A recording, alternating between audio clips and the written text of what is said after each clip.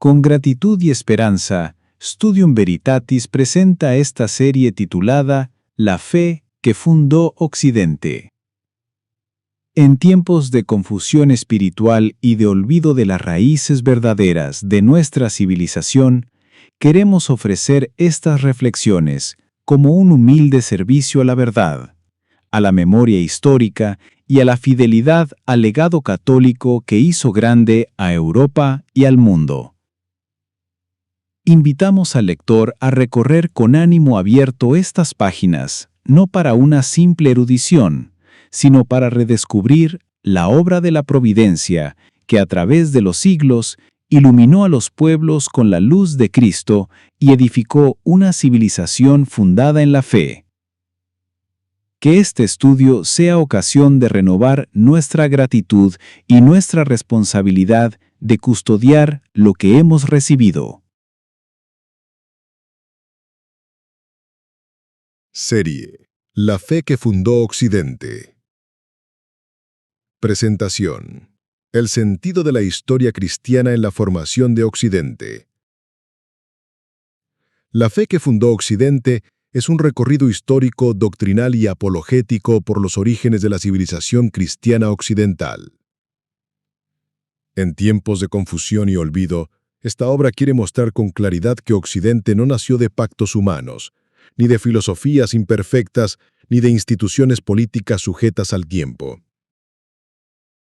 Nació de un acontecimiento único, la encarnación del Verbo eterno y la misión confiada a la Iglesia, que asumió, purificó y elevó todo lo que encontró, dándole un destino sobrenatural.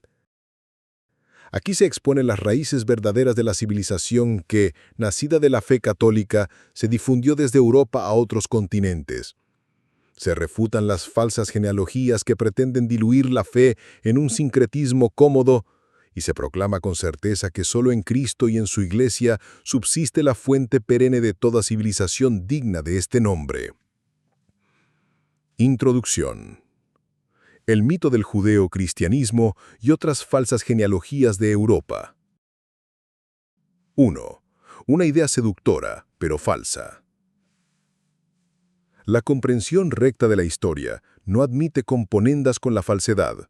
Una de las más persistentes y peligrosas consiste en atribuir el origen de la civilización occidental a una supuesta síntesis equilibrada de tres tradiciones: el llamado judeo-cristianismo como raíz religiosa, la filosofía griega como principio racional y la ley romana como fundamento político.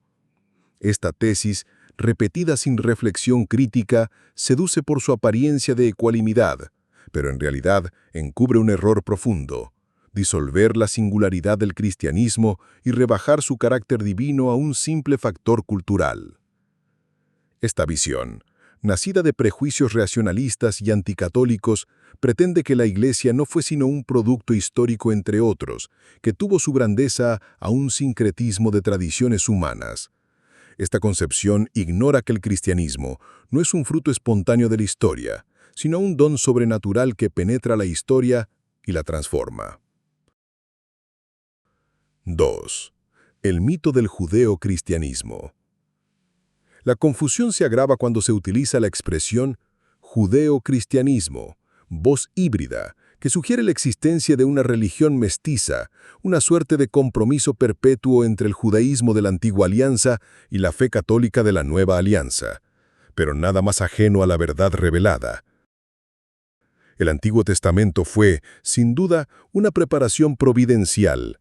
Sus promesas, sus figuras y sus preceptos condujeron al pueblo elegido hasta el umbral de la encarnación. Sin embargo, la economía mosaica quedó abolida cuando Cristo consumó la redención. San Pablo lo enseña con claridad meridiana. Si se cambia el sacerdocio, necesariamente se cambia la ley. Hebreos 7:12. Y más adelante, aquello que se vuelve viejo y envejece está próximo a desaparecer. Hebreos 8:13.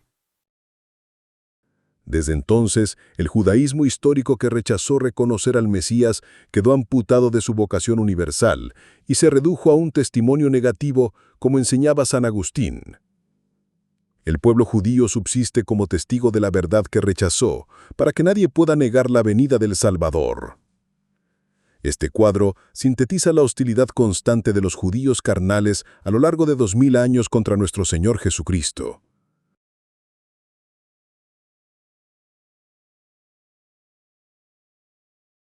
La separación de la Iglesia respecto de la ley mosaica quedó solemnemente definida en el primer concilio de Jerusalén, celebrado hacia el año 49, cuando los apóstoles reunidos con los presbíteros decidieron que los cristianos procedentes de la gentilidad no estaban obligados a observar los preceptos ceremoniales del judaísmo.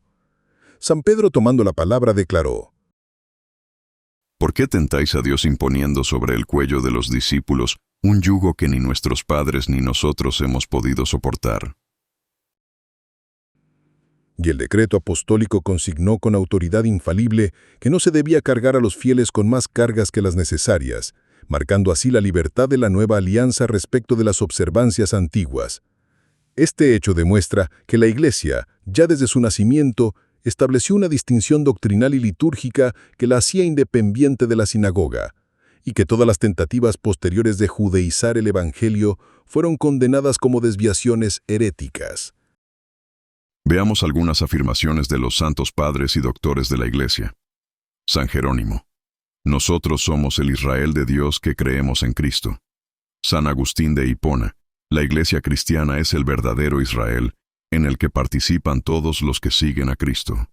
Santo Tomás de Aquino: la Iglesia es el pueblo de Dios, que sucede al pueblo de Israel. Por tanto, hablar de un judeo-cristianismo como raíz viva de la civilización occidental no solo es un error teológico, es un artificio destinado a nivelar la plenitud del Evangelio con una antigua ley que ya no vincula a las conciencias. Es más, el falso Israel, el Israel carnal, ahora es la sinagoga de Satanás, lo dice la misma Sagrada Escritura. Apocalipsis 2, 9. Jesucristo, en la carta a la iglesia de Esmirna: conozco tu tribulación y pobreza, aunque estás rico, y la blasfemia de los que dicen ser judíos y no lo son, antes son la sinagoga de Satán. Apocalipsis 3, 9. Carta a la iglesia de Filadelfia: he aquí que yo te entregaré algunos de la sinagoga de Satán, de esos que dicen ser judíos y no lo son, sino que mienten. Yo los obligaré a venir y postrarse a tus pies, y a reconocer que te amo.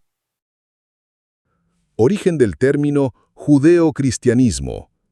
La expresión misma en su sentido moderno no proviene de la tradición doctrinal de la Iglesia ni de los santos padres, sino que comenzó a usarse sobre todo a partir del siglo XIX en ambientes de crítica bíblica racionalista y de historiografía liberal alemana. Fue empleada por Ferdinand Christian Bauer, fundador de la llamada Escuela de Tubinga, para designar un supuesto cristianismo primitivo mezclado con elementos legalistas judíos.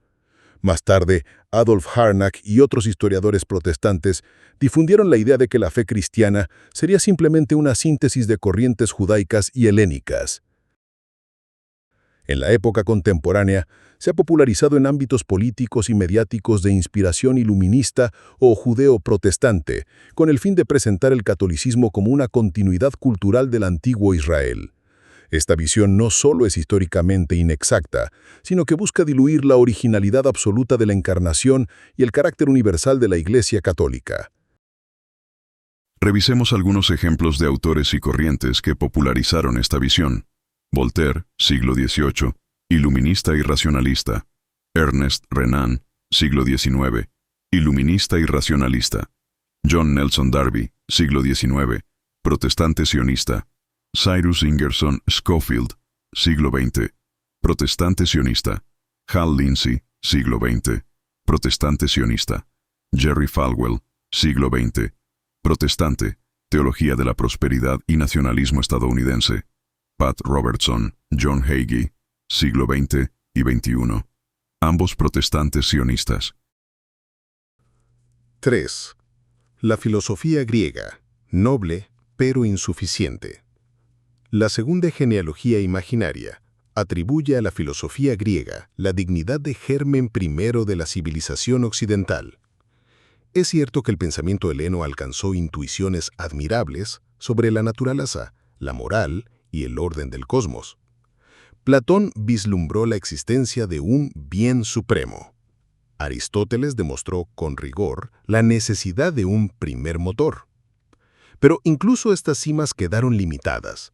Ninguna logró conducir a los pueblos al conocimiento personal del Dios vivo. San Justino Mártir, que conocía a fondo las escuelas filosóficas, escribió con lucidez: todo cuanto dijeron los filósofos, según razón, participaba de la semilla del verbo, pero permanecía estéril mientras no recibiese la luz de Cristo. Por ello, la filosofía helénica no fue el tronco de Europa, sino un injerto que fructificó solo cuando fue asumido y divinizado por la fe. La Iglesia no heredó Grecia como se hereda un patrimonio inerte. La iluminó y la elevó hasta la sabiduría sobrenatural. 4. La herencia romana, un orden subordinado. La tercera genealogía afirma que la ley romana y las instituciones del imperio serían la base de la civilización cristiana.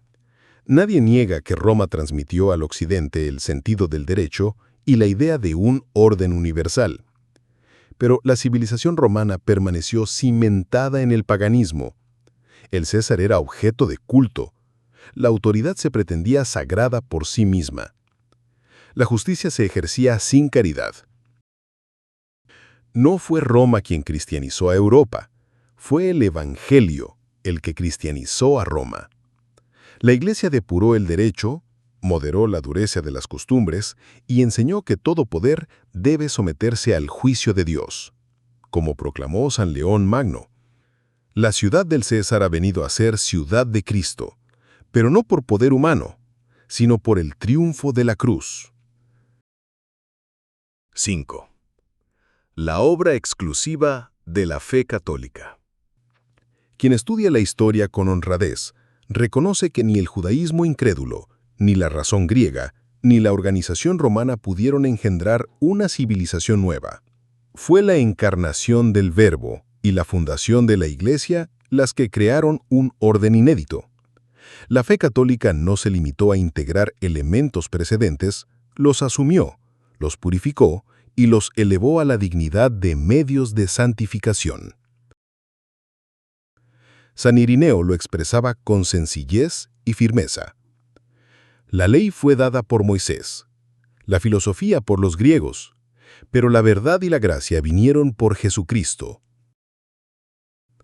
Así la filosofía griega fue transfigurada en la filosofía cristiana, que halló su plenitud en Santo Tomás de Aquino. El derecho romano fue espiritualizado en el concepto de la realeza cristiana y del imperio ordenado a la fe. La herencia israelita fue superada en la liturgia, que ya no es sombra, sino presencia del Redentor. Último. 6. La advertencia del magisterio. Esta verdad resulta hoy escandalosa a quienes repudian la primacía de lo sobrenatural. Pero negarla equivale a amputar la memoria de Occidente. La raíz verdadera de la civilización occidental no es un sincretismo equitativo, es la obra exclusiva de la fe católica, que Dios constituyó columna y fundamento de la verdad. San Pío X, con su claridad de doctor de la Iglesia, lo advirtió sin ambages. No se construye la civilización más que sobre Cristo. La civilización que se edifica fuera de Él o contra Él es una civilización que camina a la ruina.